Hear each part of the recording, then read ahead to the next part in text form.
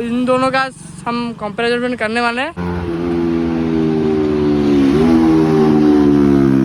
Black आई मेरे को प्यार हो गया। हाँ, ये तो सबको प्यारा हो जाएगा। और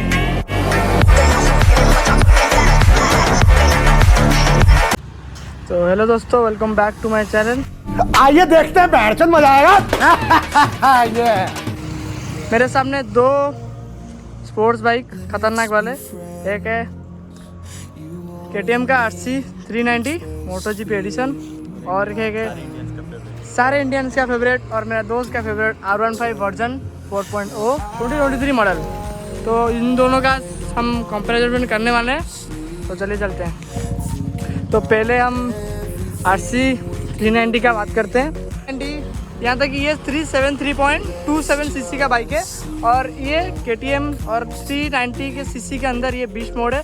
और सेकेंड रहा ये हमारा R15 जो कि 155 सीसी। और अगर ये चाहे तो 250 और 300 सीसी बाइक को आराम से मार्क दे सकता है। पहले तो ये आता है मैट कलर में, ब्लैकिश मैट, और वो आता है ऑरेंज और ब्लैक कलर में। इसमें गोल्डन का रिम दोनों तरफ है, उसका कुछ नहीं, उसका बस सेम ही है, ब्लैक का आगे और पीछे का। पहली बात, ये तो 2023 मॉडल है इसलिए इसका रिम गोल्डन आता है। अगर आप 2022 या फिर उससे नीचे वाला बाइक लेते हो तो उसमें गोल्डन रिम नहीं आता है, ये अभी से आना शुरू हुआ है। बाकी इसका थोड़ा कुछ सिनेमैटिक सीन लेते हैं।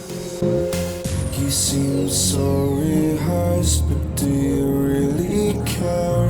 I always feel like you're never aware. You're a part of me, but we're so apart. Where is your... तो पहला कंपैरिजन तो हो गया सीसी का। अब आता है मीटर का। दोनों में डिजिटल मीटर सेम आता है, तो मैं दोनों का अच्छे से ले लेता हूँ।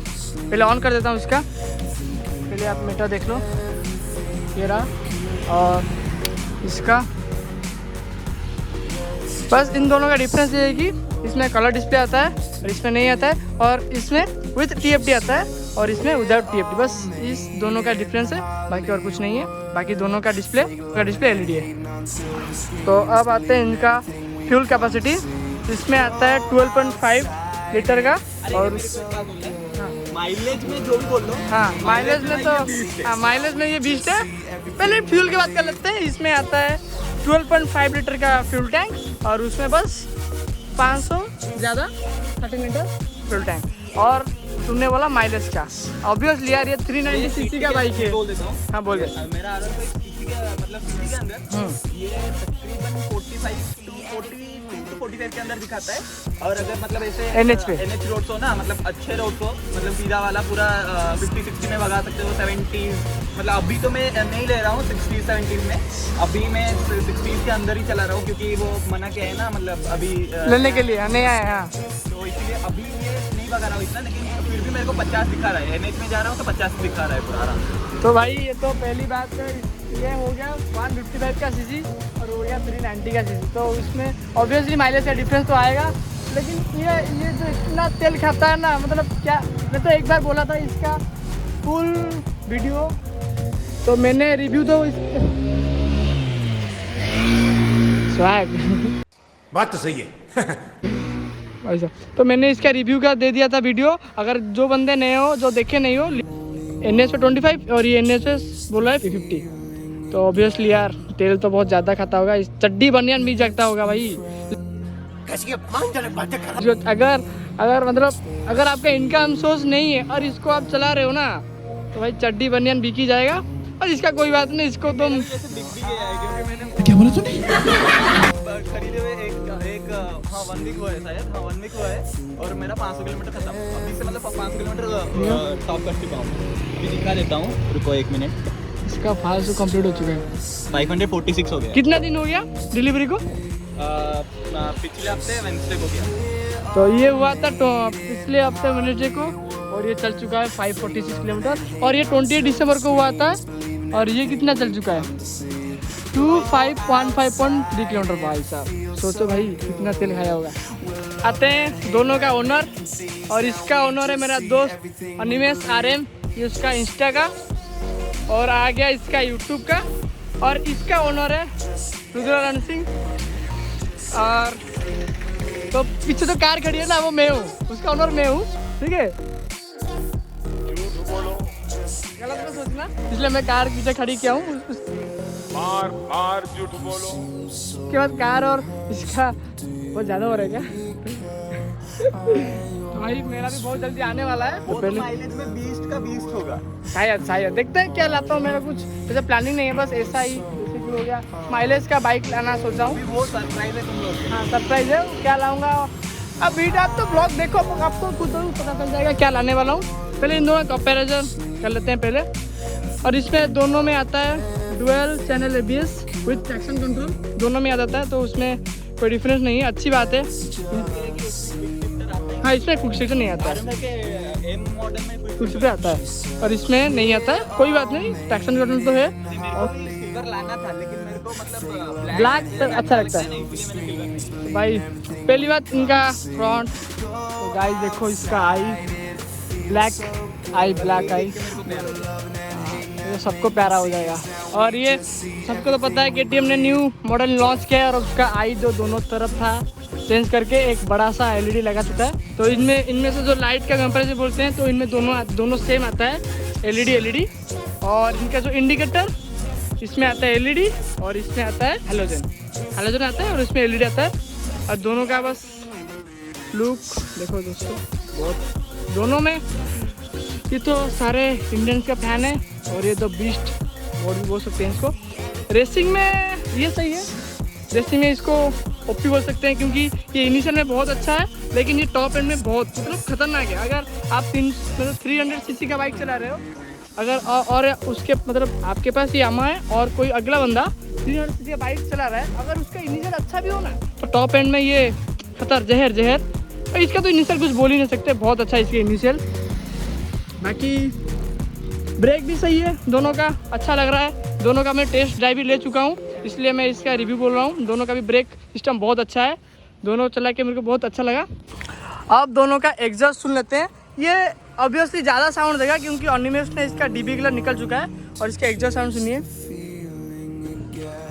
तो ये हो गया न्यूट्रल साउंड दे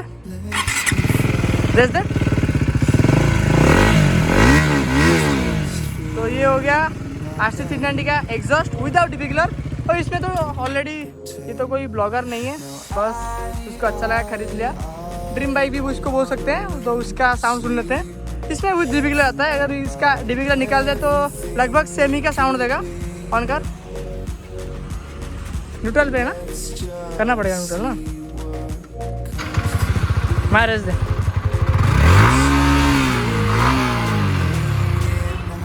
तो दोनों का साउंड बस without DB colour with DB colour. और एक बात, हाँ इसमें डुअल फैन आता है, एक ये रहा एक यहाँ पर विद लिक्विड कूल इंजन, और उसमें एक ही फैन आता है सेम लिक्विड कूल इंजन। बाकी ये बहुत गर्म होता है और मतलब थोड़ा सा अगर आप 5-6 किलोमीटर जाओ ना, इतना इंजन इतना हीट हो जाता है ना, तो इसलिए कंपनी ने 2 कूलिंग फैन दिया है। उसमें तो ज़्यादा नहीं होता है ज़्यादा हीट। और कुछ एक्सपीरियंस कल रहा है मेरे दोस्त के साथ, बताने वाले हैं। पता है कल का एक्सपीरियंस, इसके बारे में कल का एक्सपीरियंस। बहुत ही भीड़ होता है, मतलब सिटीज के अंदर बहुत ही भीड़ होता है। तो इसको मैं 2 नंबर गियर पे मैक्स 25 में भगा रहा था, ठीक है। 25 से ज़्यादा जा ही नहीं पा रहा था क्योंकि इतना भीड़ था। तो मतलब पेट्रोल पंप तक जाने के लिए मतलब मेरे को उधर से कितना 2-3 किलोमीटर था, तो मैं पेट्रोल पंप तक गया कैसे भी करके। उधर मतलब पेट्रोल पंप स्टार्ट ही नहीं हुआ, ओवरहीट हो गया। इसका इंजन दिखा रहा है, इधर मीटर पे दिखा रहा था, पूरा ओवरहीट हो गया। गाड़ी मतलब स्टार्ट कर रहा हूँ, एक ही स्टार्ट में मतलब सेल्फ मारो धप, सेल्फ मारो धप, बंद हो रहा है। फिर उसके बाद जो भी करके जैसे करके उधर 10-15 मिनट गया।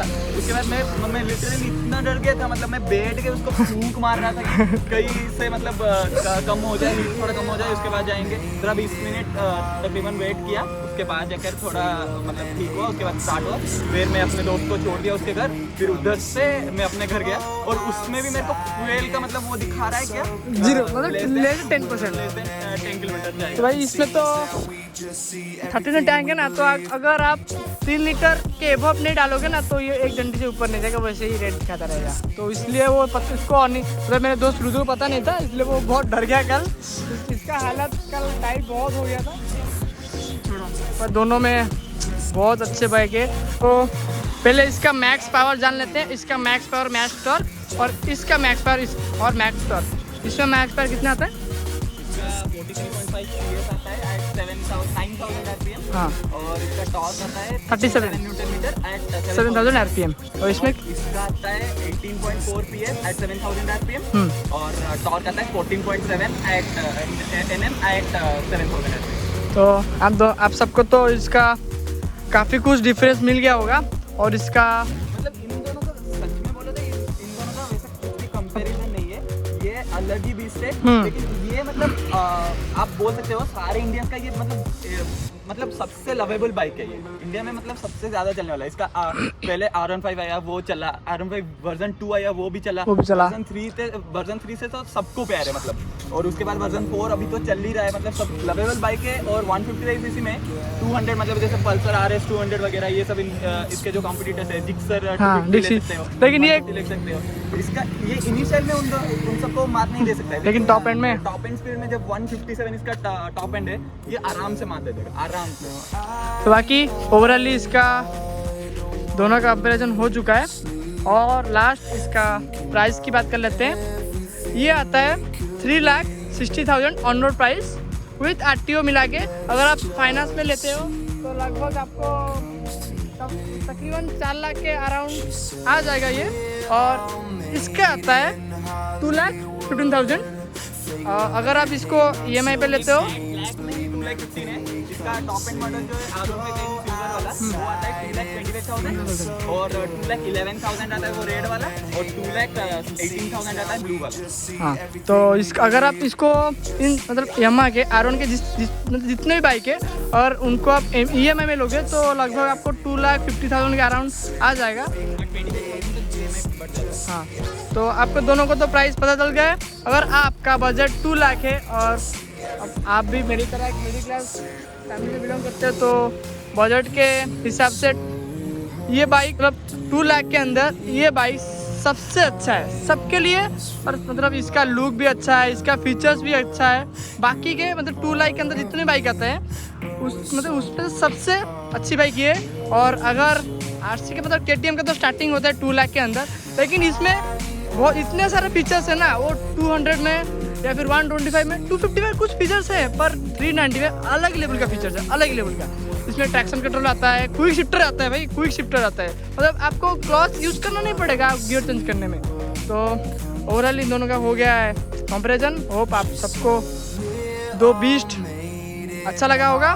बाकी एक बाइक बनता है इन दोनों कंपैरिजन की वजह से।